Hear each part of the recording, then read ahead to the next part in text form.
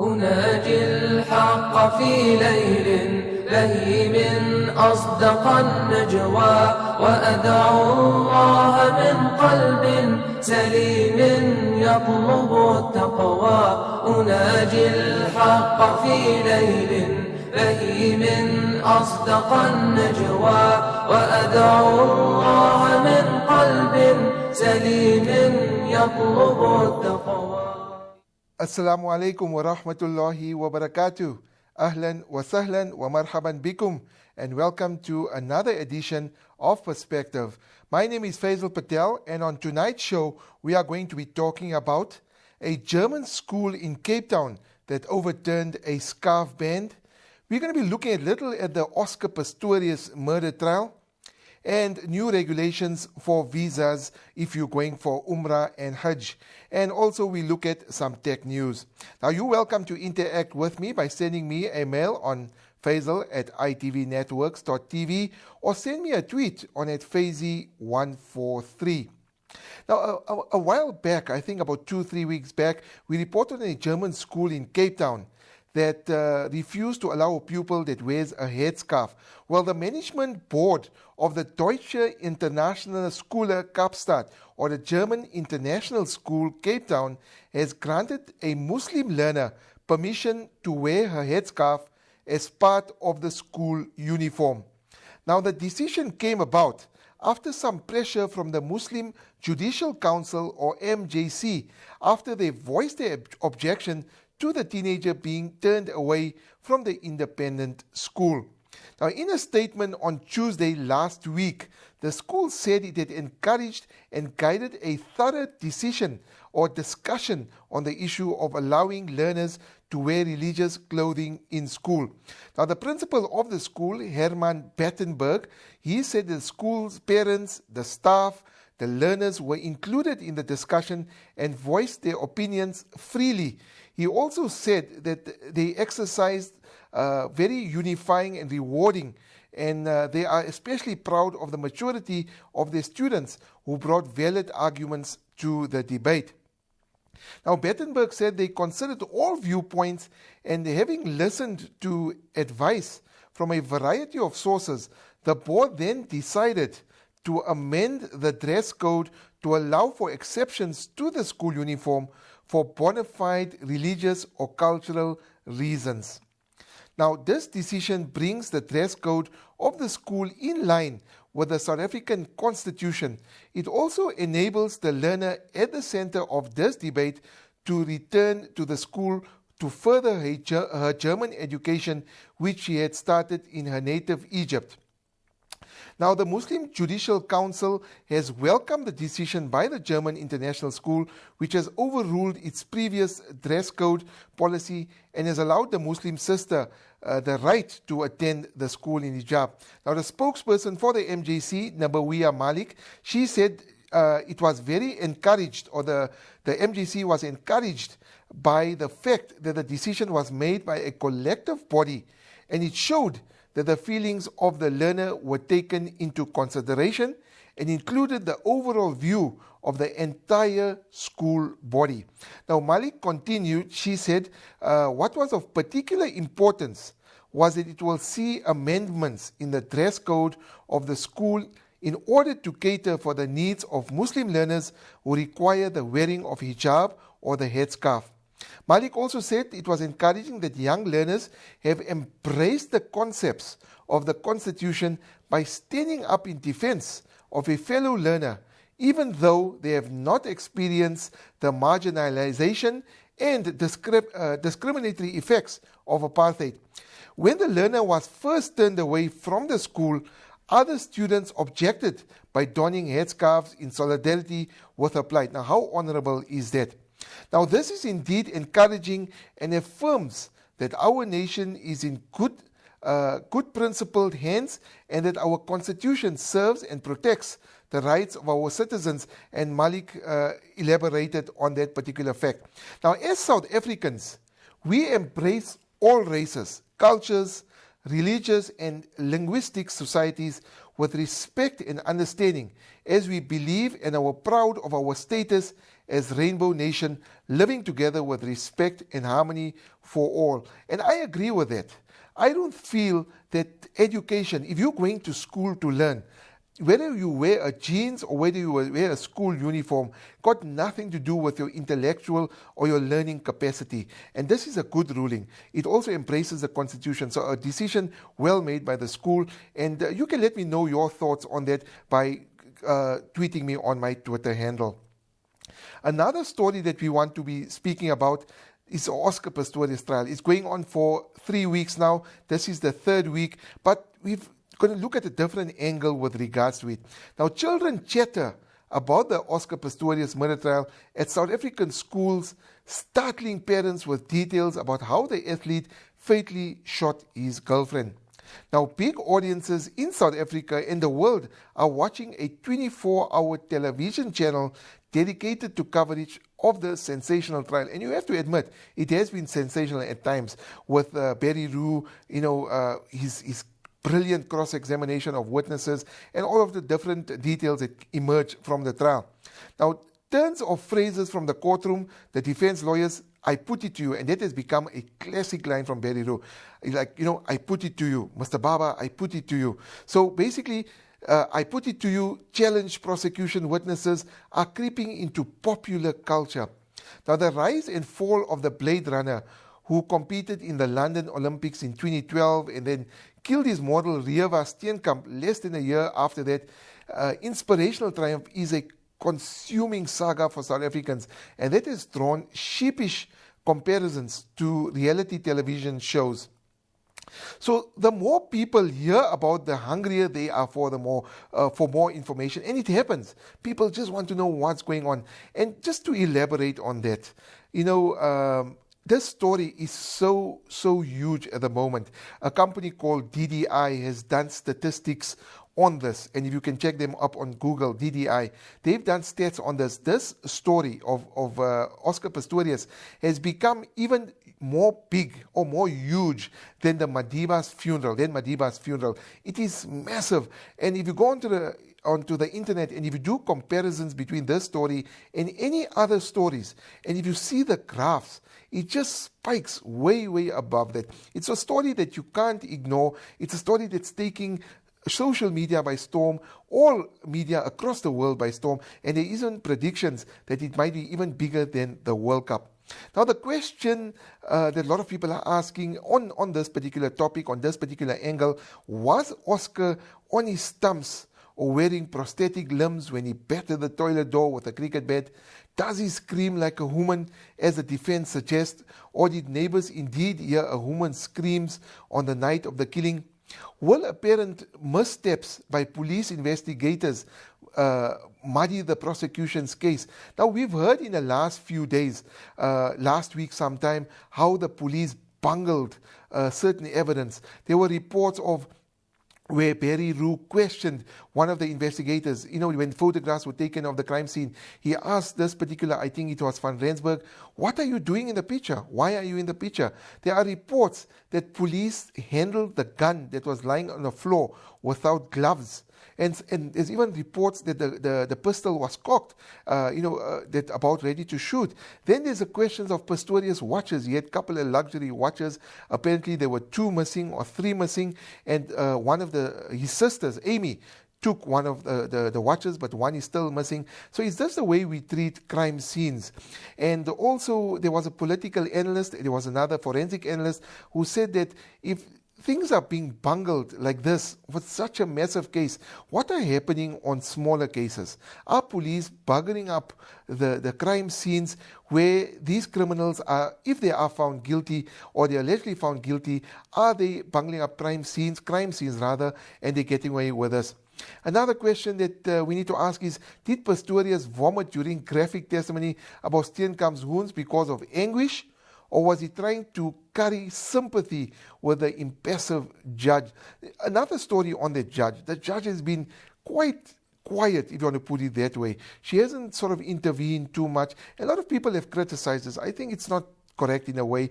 She's analyzing this. She's got her two assessors on her side. She's analyzing it. Every time she impedes on the whole cross-examination, it will show, or maybe it will lean onto one side and say she's intervening all the time. But she's very, very intelligent. Judge Masipa is extremely intelligent. We've spoken about her on the show before. So maybe she wants to evaluate all the evidence before all that. But she has been stern, no doubt. She has been stern with the media. We've seen that, especially when pictures of Michelle Berger were shown as well. And like I said, you want to see what's happening. The defense and the prosecution is creating an image in the mind and creating an image for everybody to see the bigger picture of what happened on that fateful night. Now, some people turn up their noses at the spectacle, then dive into television or social media to soak up the latest, often extraordinary revelations. So the parade of witnesses, some shown in the televised proceedings and some concealed from TV viewers to respect their privacy, gives a glimpse into the rich, diverse, flawed and accomplished lives swept into a single narrative from previously anonymous routines. So what are your thoughts on the Oscar Pistorius trial? How do you think that the mainstream media has covered it? We've reported it on ITV as well, on my program, on Perspective as well. What are your thoughts on that? Do you think he's guilty? I've asked these questions before. Do you think he's guilty? On Legal Ease last week, we had the advocate on there, and he says it will be prudent to judge Oscar before all the evidence is heard. And then let me know your thoughts on Twitter, on my Twitter handle. Let me know what you think about that as well. And then, but it's still a long way to go. It's a long. We're only in the third week, another week to go, and then they adjourn for the Easter holidays, and then. Obviously, it will continue from there. We're going to go for a short break, and then after the break, we're going to be touching on another story that's been making headlines around the world. Stay tuned to Perspective. أصدق النجوى وأدعو الله من قلب سليم يطلب التقوى إلهي صرت في ظرف عصيب فاكشف البلوى فيا ربي. Welcome back to Perspective. My name is Faizel Patel. Today we're covering a number of issues, and now we're going to Saudi Arabia. Now, Saudi Arabia has announced people intending to go to Saudi Arabia for Umrah, Hajj or business will have to go for biometric fingerprints before visas are issued. Now, this is a very, very pertinent issue. If you're intending going for Umrah or Hajj or Saudi for business, please pay attention or listen to the story that we are elaborating or expounding on. Now, South African Muslims will have a major challenge, as all Muslims will have to present themselves in person at this particular company that will be doing this. Now, it's anticipated the new regulations are to be rolled out from June this year, and was discussed with the embassy and a company called V Tasheel operators in Sandton, which was on the 11th of March, which was last week. Now, the Ministry of Foreign Affairs in Saudi Arabia is rolling out this requirement to 33 countries worldwide. So far, 16 out of 33 countries have already been rolled out, and as a result, South Africa is becoming one of them. Now, Shaheen Essop, the president of the South African Hajj and Umrah Council, who I spoke to, he's the one that mentioned these new regulations by the Saudi Arabian Foreign Ministry. Now, he says the regulation is not necessarily for Umrah only, but also applies to business visas and anybody else wanting to enter the Kingdom of Saudi Arabia. It will also apply to Hajj, inshallah, he mentioned at a later interval. Now, Essop said the purpose of the program, according to representatives from the Ministry of Foreign Affairs and the VFS company, this is a company, like I mentioned, that will be doing the facial recognition and fingerprinting, is to eliminate the times spent at immigration when the Mutamirin or the Hajis arrive at King Abdul Aziz Airport in Jeddah or the Medina Airport. Now, biometric fingerprinting as well as facial recognition will be done in South Africa, and then that will be sent through to the system with a computer, so it will take probably the maximum part of about 5 minutes per person at King Abdul Aziz International. That's according to the report that Sahuk received. Now, what that basically means, now when you go for Umrah, when you go to immigration, you stand there for long hours, for long queues, because they have to stamp the passport, they have to take your photo, they have to take fingerprints. This whole process in South Africa will eliminate that whole 5 hours. So when you do it here in South Africa, when you go to King Abdul Aziz Airport in Jeddah, that will take 5 minutes and you can go speedily through the queue. Now, as I've said, if people require more information on the new program or the regulations, they can visit this, and it will appear on your screen. It's www.saudivisas.vsf-tasheel.com, or you can visit their offices at the 8th floor, Fredman Tower, 13 Fredman Drive, and that's in Sandton. So this will appear on your screen. You can take those details and you can get more information on the new regulations regarding Hajj and Umrah and even business visas to the Saudi Kingdom. Another story that I want to touch on is Lionel Messi, the Argentine and FC Barcelona football star, has turned to Facebook to raise awareness about the plight and suffering of the children in Syria. Now, he wrote on his Facebook page, and you guys can go check it out as well, "Don't let the children of Syria lose another year to bloodshed and suffering," Messi wrote on his Facebook page on March the 12th. So if you got access to it, you can go have a look and see what he wrote.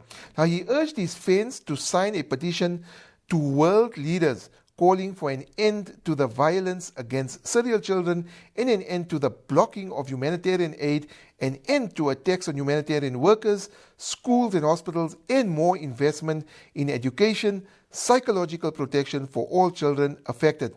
Now, Messi's message, posted both in Spanish and English, was liked by more than 22,000 and 17,000 posted comments on the website on that particular post. Someone wrote, just to go through some of them, "You are a great person before being a great player. God bless you and your family." This was from Ala Imara, a Facebook user from Egypt. She commented on his post. Another one said, "Respect from a Muslim. Thank you, Leo." Another person, "Totally agree and will sign. Children do not ask to be born into conflict, war, no matter what country they are from. Nothing is gained by war." This was from Linda Kierman, and that she wrote. Now, last year, Messi donated €100,000, which equates to about $130,000 to the children of Syria. The footballer has a charity providing education and healthcare to children and is a UN Goodwill Ambassador. Now, according to the Spanish newspaper, Messi earned €300,000 during a tour with his FC Barcelona in North America. He decided to donate a third of that sum to the children in Syria. What an honorable gesture, who are innocent victims of the ongoing civil war. In 2007, Messi established a foundation called the Lionel Messi, a charity organization providing education and healthcare for children. In an interview with fans, Messi said that becoming famous has allowed me the opportunity to help people who really need it, especially children. In 2010 March, Messi was appointed a Goodwill Ambassador for UNICEF with the aim of supporting the rights of children. Now, the United Nations estimates that more than 100,000 people have been killed since the start of the Syrian civil war. As the conflict in Syria enters the fourth year, the United Nations Children's Fund, or UNICEF, has released a new report that the number of children affected by the civil war in Syria has more than doubled over the past year. UNICEF said that children casualty rates were the highest recorded in any recent conflict in the region. It cited UN figures that at least 10,000 children have been killed in the Syrian war, but noted that the real number is probably higher. So, that's the story. Let me know what you think about this gesture. At least somebody that has thought about the Syrian people. I ask you to make dua for the Syrian people, and may Allah subhanahu wa ta'ala make it easy for them, inshallah. And, a good gesture that somebody as famous as Messi is coming on board as well. Now, also, like I said, we can also donate. There's a lot of local organizations that do take money to Syria, Al-Imdad and Africa Muslim Agency and a whole lot of other organizations. So spare a thought for them as well. And now we're going to come on to our tech segment. And how much would you pay for a cell phone number? A lot of people want to, have a special cell phone number, 786 or 12345. And, this is something that has come to the fore in Dubai or in the United Arab Emirates, as we're gonna speak about now. أصدق النجوى وأدعو الله من قلب سليم يطلب التقوى إلهي صرت في ظرف عصيب فاكشف البلوى فيا ربي أنا. Before we carry on to our tech segment, also we want to expound a little bit on the Malaysian plane. It's still missing as this program goes out, and let us hope that some closure can be reached on that as well. There is possible that the pilots may be involved. They increased the search area to a different area. The Malaysian Prime Minister went on air on Saturday. His name is Najib Razak. And, we've got a lot of other countries involved, so spare a thought for them that that plane is recovered as well. Now for the tech segment, a mobile number has sold for $2.1 million in an auction held in the United Arab Emirates. Now, how important is a mobile number to you? A lot of people want unique numbers so that people can remember it. We see 082-786-1548, 082-777-777, or whatever the case may be. Now, the mobile number that sold for this huge and massive amount was 050-777-7777, was sold for 7.8 million dirhams in a live auction held for charity in Dubai and Abu Dhabi by UAE's Etisalat operating company. Now, around 700 bidders competed for the number. Now, 70 of Etisalat's exclusive number packages were auctioned, with the top 10 numbers making 13.8 million dirhams in total. Now, the company said that the buyer was an Emirati. So, what are your thoughts? Do you have a unique number? How did you go about obtaining the number? Some people, it's just your signature.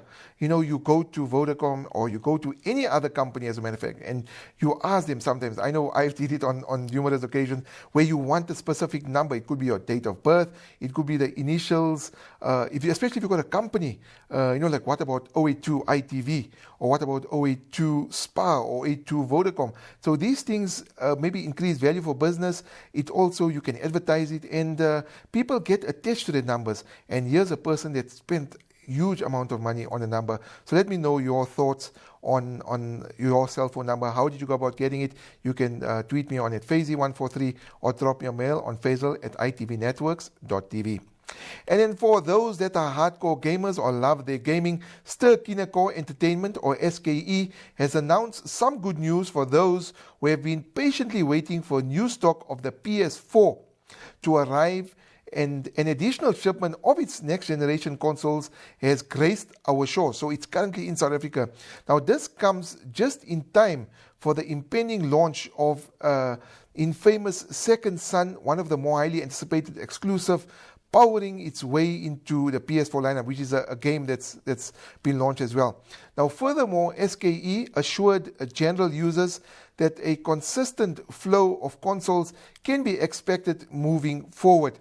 Also detailed was the new price point for the console, considering that the Rand-Dollar exchange apparently decided to imitate Edward Kenway in Assassin's Creed 4 and take a swan dive of the nearest steeple. The increases across the board aren't as bad as we thought they may be. So for those that want the games, you will know exactly what I'm talking about. Now, the pricing for the PS4 on its own is now 6,800 Rand, up from 6,500, while a DualShock 4 and DualShock 4 charging station come in at about 1,000 Rand and 400 Rand respectively. Now, the PS4's camera is similarly 1,000 Rand, while the cost of a stand for the console will cost about 400 Rand. The accessories will apparently also be available from retailers of this week. So if you are a hardcore gamer and if you like the PS4 games, then get to your nearest reputable retailer, then look forward to that game as well. Now, that's the stories that we've covered for this week. We've come to the end of another edition of Perspective. Join me again next week when we discuss news making national, international and local headlines. You're welcome to interact with me by sending me a tweet on @Faizi143 or follow me on Twitter on my Twitter handle, or send me a mail on Faizel@itvnetworks.tv. From myself, Faizel, Patel, and the great team here at ITV, fi amanillah, assalamu alaikum wa rahmatullahi wa barakatuh.